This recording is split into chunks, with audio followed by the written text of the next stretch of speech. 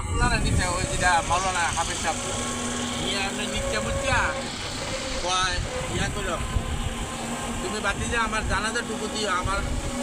বংশের মধ্যে তো হুজুর ছেলে নাই আমার জানাজাটুকু আপনার তুমি দিও অবশ্যই টাকা দিব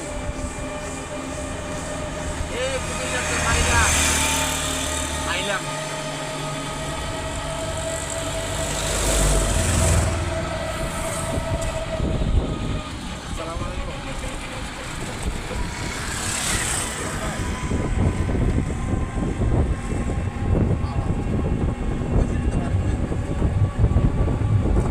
ওই 5টার দিকে একটু বাইরে আর 5টার দিকে বাইরে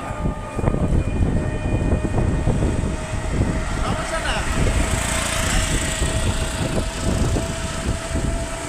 না হরিণজোড়া যে গোলমাল একদম বাজে